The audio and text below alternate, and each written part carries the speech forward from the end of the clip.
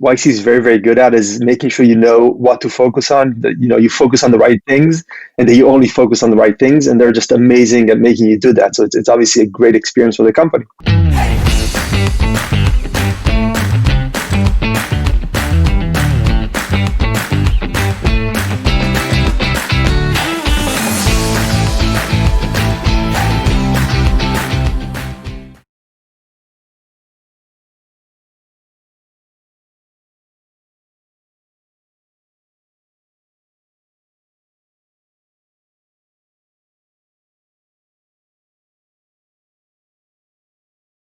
Ayal Yogev, thank you so much for being on my show. How are you? Good, good. Thank you for having me.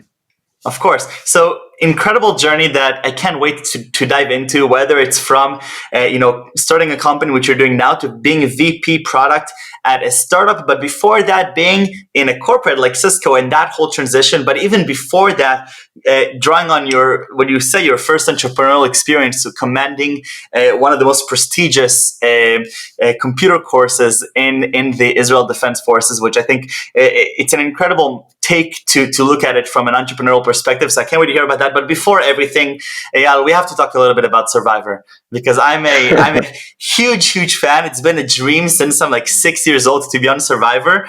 Why do you love the show? I love the game. It's such a smart and fun game. And basically, you throw a bunch of people onto an island. They have to. And again, it's not about these competitions that they do. It's about the social game and how do you get people to sort of follow you, and eventually you essentially you vote them out, you do all these things, and eventually you need them to vote for you, and how you handle the social experience. It's just phenomenal. I think it's exactly it's such an incredible game because like you're saying, a lot of people are enjoying the challenges and the drama. It's not about that. It's about this whole idea of how do you go through a journey, and it's not and reaching the finals is not enough, right? Because then you have to have the jury come, people that you blindsided and you voted out coming in, and I don't want to Exactly. give any spoilers to people, but I'll give a small one. There is a player on the American Caesar series who I believe got to second place twice or three times over the 40 seasons. So they brought this player back because he was so entertaining, and he's very, very intelligent. He runs, I believe, a fuel company in the US, but he only managed to get second place exactly for that reason, because he missed out on that other whole aspect of the game. Exactly. So we have much more to talk about. I'm actually now watching the 37th season and I'm loving it, but we'll have to catch up a little bit later about that. Eyal, take me back to your journey. Who are you way before you started a cybersecurity company here in the United States? Sure. So I guess very, very quickly, I started my journey in the Israeli intelligence forces, and basically I joined. I was in Unit 8200. Hopefully, I can say that on the on the podcast. And essentially, what I've been there for about 6 years. And I guess my last sort of the last thing I did there was running a course. As you said, it was one of the, again, it's a course that I probably wouldn't have gotten into as as an 18-year-old, but I was lucky enough to be part of essentially sort of starting it. It was I was very involved since the first the first one, and got to be the Oh, commander of the really? fifth one. Oh, wow. I Yeah, I was didn't know that. basically a Wow. teacher. Yeah, I was a teacher in the first and second one, and then I was commanding the fifth one, which again was an amazing experience. And what's very unique about this the specific course, we can kind of dive deeper into that. But what's unique is that it basically involves a lot of different units within the Israeli intelligence community, which is extremely unique for any course. Which again poses a bunch of unique challenges that you don't see in other courses in terms of. Yeah, and again, we can kind of go into, but there's just so much sort of politics behind it. Everybody wants to get the best people out, that they come in, but they Right. don't necessarily want to give the resources because, but this other unit needs to give the resources. Right. Um, Now, Ayal, just for context, because a lot of people that are watching this from outside of Israel may not realize, but this specific course in general, the army does a really great job at creating this filter of they're starting out, that they're getting anybody who might be remotely interested in computer science, going through a series of tests, just as comprehensive, if not more, than the college applications to Stanford, MIT, or Harvard. It's really remarkable the way that they're doing it. At the end, you reach a cohort of just a few dozen people out of thousands. And it's sort of it's like this childhood dream. If before people dreamt of being pilots and dreamt of being, in the elite combat units, now a lot of people are dreaming about getting to the course, specific one that you helped initiate and that you commanded its fifth iteration. And so that's also why people that are in the course, they're so sought after into all the other units, because these are some of the most brilliant minds. Talk to me a little bit about, being 23, getting thrown into this responsibility of leading this course. And you're saying that this is sort of like your first entrepreneurial journey, right? Yes, exactly. Well, I guess it's as I mentioned, but part of this was the fact that you have to, again, you're 23 years old. You're not extremely senior in terms of how, your rank, but then you have to deal with all these extremely, senior people. Right. The head of the steering committee for the course is the second in command in Unit 8200. And you have to deal with, all these people that are basically, 10 levels, higher than you are, Yeah. From all these different units. And again, you need to make sure that, and one thing is they sort of give you this, you can do whatever you want, right? You can pretty much, they obviously on the technical side, none of these people really have any idea what you're doing, Right. Way better than they are. But also just in terms of you're sort of thrown in this, remote location that's not within one of the bases. And you can pretty much, you have all this freedom to get people ready and do what you need to do to get them ready for their, for their service. But the other thing is the resources, just getting the resources that you need, getting everything, pulling together the things that you need from all these different units. That was, again, it was an amazing experience, but it taught me a lot about how to handle, large organizations, how to handle, politics, how to work with, people who are not, Right. Obviously don't report to you, but are also much more senior than you. Right. It was, again, an amazing experience. I probably, I think some of the gray hair that I have now, it's probably due to that, experience, but it was amazing. And the one even more amazing thing is that actually I met my wife. She was actually running the recruitment process for this course, Wow. and that's how we met. Oh, that's just beautiful, and that's wonderful. But the course itself, it's not just another programming course. There's a lot of courses out there. It's not like taking a class at MIT, and it's not like going to a summer program to learn how to code. This is a very intensive period where you, as the commander of the course, don't just have the professional responsibility for the people going through it, but you're really responsible for their livelihoods over a course of a few months. They're relocated to another area, and they look at you as the commander in charge. And like you're mentioning, at 23, you're given responsibility that a lot of people that are 10 ranks above you, that's the responsibility that they've been working for a long time. So definitely, I totally appreciate what you're doing there, and I helped teach quite a bit in different courses, not the specific one, but it's a remarkable experience. Ayal, you transition to the United States, you do an MBA at Berkeley, you're joining, you're at Cisco, and you're transitioning from there towards another startup. Talk to me a little bit about that transition, or if you even want to go before to another startup you worked at, which was acquired by Cisco.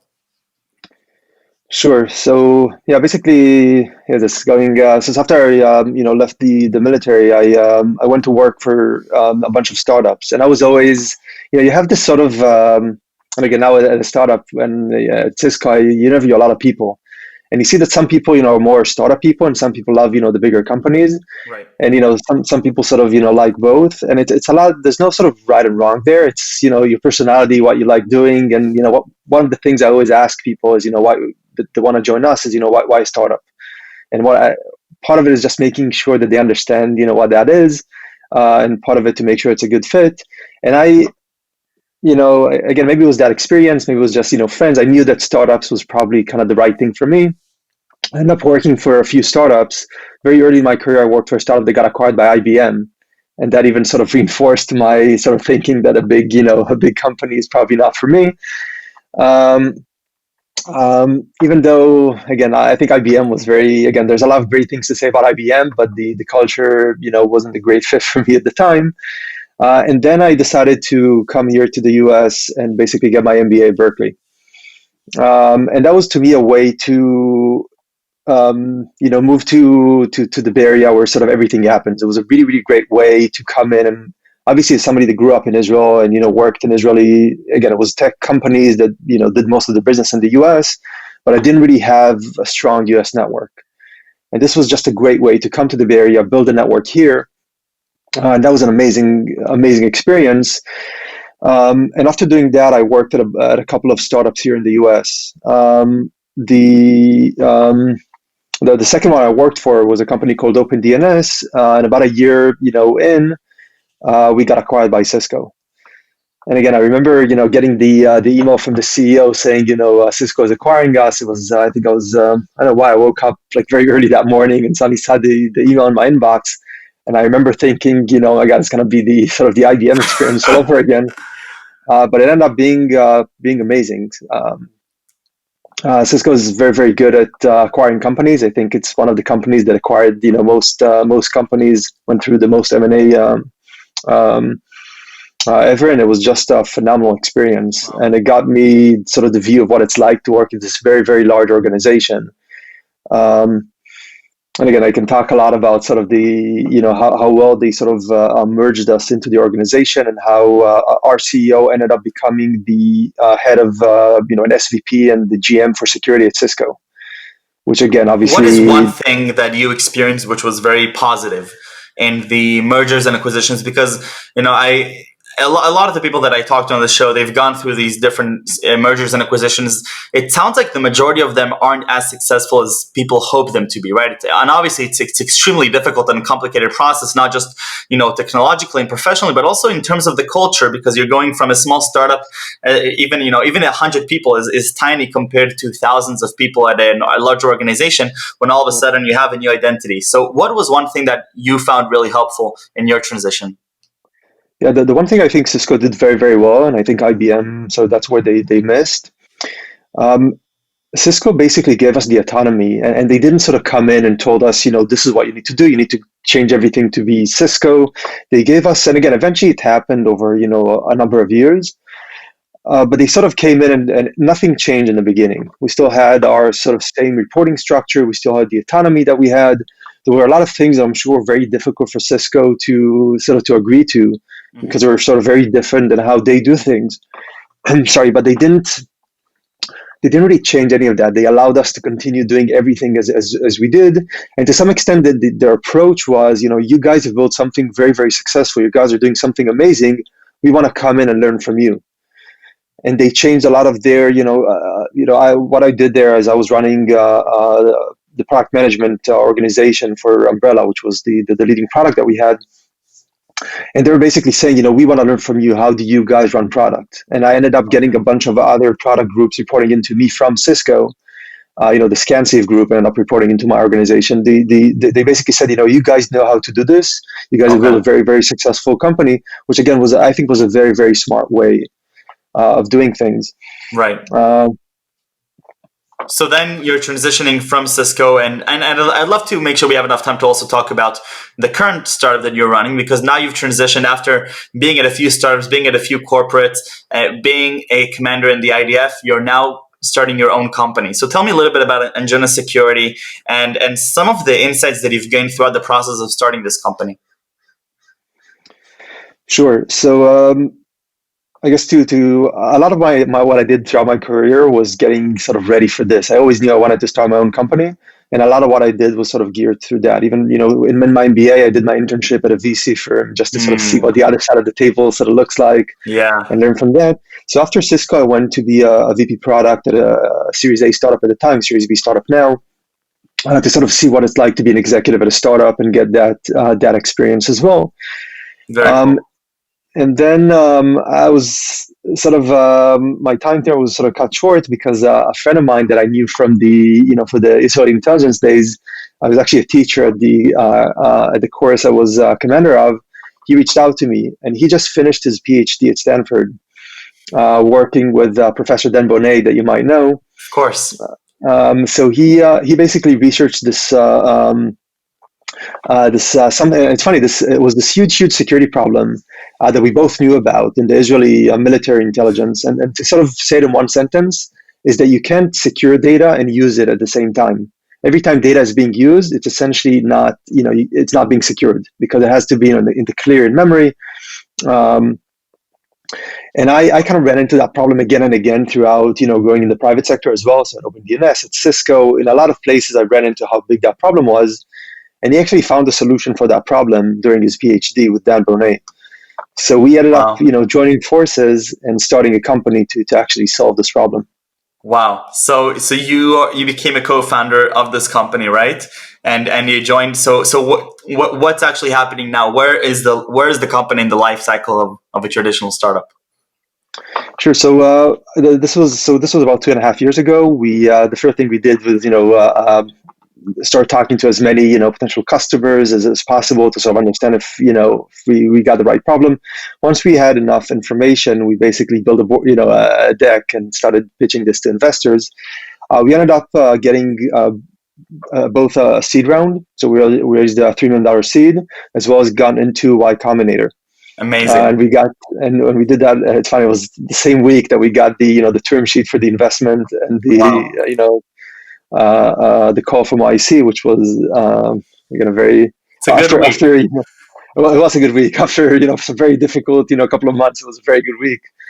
And yeah, since then we grew the company. We raised a significant Series A, and we're now basically a company of 20 people. Wow. That's incredible. Working. Tell me a little bit about Y Combinator, because that's something that almost every startup sees as like the glory of programs to go through to accelerate your growth. What was that experience like going through it? Yeah, YC is amazing. It's basically a startup school. It's obviously helped the company a lot. What YC is very, very good at is making sure you know what to focus on, that you focus on the right things, and that you only focus on the right things, and they're just amazing at making you do that. So it's obviously a great experience for the company, sorry. But it's also an amazing school for for me as an entrepreneur, just to doing it is very, very different than seeing it from the sidelines. And again, I've seen it from I was sort of part of it as as an exec. I was part of it as an employee. I was looking at it from the outside, as again doing the internship at a VC. But nothing sort of gets nothing nothing helps you get actually ready, and really understanding what you're gonna go through as an entrepreneur. And the one thing that kind of does it the best is YC. They're really doing a really, really great job. And the last thing that YC is doing is, and I think you probably heard this a lot, this is now becoming a cliche, but being an entrepreneur is an extremely lonely job. There's really no one that you can, talk to again, with your investors, you have a great relationship. You can talk to them about a lot of things. But again, you need to be very thoughtful about, what do you tell them? What do you, and how you tell them things. If you have sort of, very sort of existential, you can't really share, things like that. And sort of the same with your employees, right? You want to shield them with a lot of these sort of ups and downs that you might be experiencing. And what's nice about YC is that you get this sort of cohort of other founders that you can share all these things with. Sure. That is extremely, extremely helpful. Right. No, 100%. So what was probably the most helpful event within YC? Was it the network that you were creating there? Was it the goal setting? I'm guessing that it was primarily the founding team that took part of it, right? Not necessarily the rest of the employees as actively. No, it was just me and my co-founder. And this was basically, we started YC extremely early in the company's journey. Again, as we were getting the term sheet for, the seed, we got into YC at the same week. So it was basically, and it's what YC is essentially only for the founders. Right. And it was me and my co-founder that went through this. In terms of what we got from it, there's one is the YC network is phenomenal. As you're part of the YC network, you can pretty much, it's fun. Like we emailed the founders of Airbnb and got a response back within minutes. Like it's just this amazing network of founders that is just phenomenal. And also YC continues. Again, they helped us sort of understand what we need to focus on, make sure we're focused on it. You get these sort of you work with two partners on a very, very throughout the program, and they sort of help you reach the milestones that you need to reach. Right. But also they continue to help you after you come out of YC. and you can, you're still part of the network. You can still do office hours. You can still talk to people, whenever you want. Plus, they have these growth programs as well. They have something called the Series A program that we actually didn't go through. We actually we're sort of lucky to get to be preempted for our Series A, but they do help companies in raising their Series A and getting ready to raise their Series A. They also have a growth program that help companies once they reach about 50 people on, growing the company since then. So YC keeps helping you, throughout the life cycle of the company. And obviously they've seen probably more, startups than anyone else. Right. So they can do a really good job at helping you there. And that's just phenomenal. Ayal, best of luck with the startup. It sounds incredible, and I just love this journey that you went on, and you really got to taste so many different parts of the tech ecosystem, and the fact that you're saying that a lot of these experiences were geared towards preparing you for this incredible journey that you're on now. I think that's just a really awesome way of looking at it, and the way that you're talking about your experience as the commander of that course in the IDF.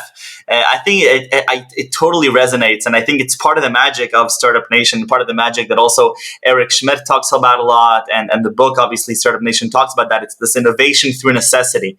And, when you think about commanding a course in the IDF, you don't necessarily think about, you think about the professional side of it and the mentorship, but you're presenting this whole other side of you had to innovate your network, to innovate politics in order to make sure that this works. Eyal, before we leave, I want to thank you for being so generous of your time.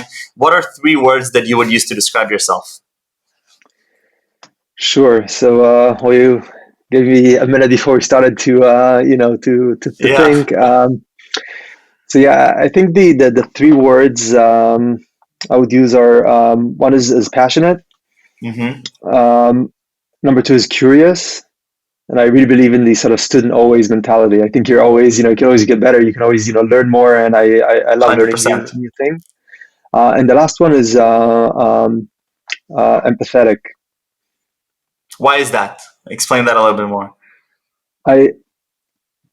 I think one of the best things, especially regardless, obviously as a manager, but definitely as an entrepreneur, the one important thing you build is not necessarily the product; it's the company. Right. And a huge piece of building a company is the culture that you build. And one of the things I'm focusing on the most is how do I build the right culture? How do I build a culture that I would want to be a part of? And again, working for a lot of startups, I think I've seen sort of better cultures and sort of worse cultures. And it got me thinking a lot about what culture I want to build. And I want to have a place where people, enjoy being a part of that, and to me, it's all about, I think, actually, let me tell a little story, which I think is sort of the best way to think about this. I was sort of lucky to meet Eric Yuan, the founder of Zoom, on a couple of occasions in sort of small group settings. And he talks about the culture that he's building. And you see all these companies with the company, values, like these 7 things that they put on the wall. And it's like super, right. I think nobody reads it, nobody remembers it. He said, and we sort of adopted it at our, at Anjuna as well. He's saying the one, company value that they have is care. So it's, caring about the employees, caring about the customers, caring about, your investors. It's the one thing. And every time I sort of go back to this decision to make, I kind of go back to that and thinking about that. And I think that's an extremely important piece of, building a company. Wonderful. Yeah. Thank you very much. Toda rabah. This was just wonderful. Best of luck. Okay. Thank you.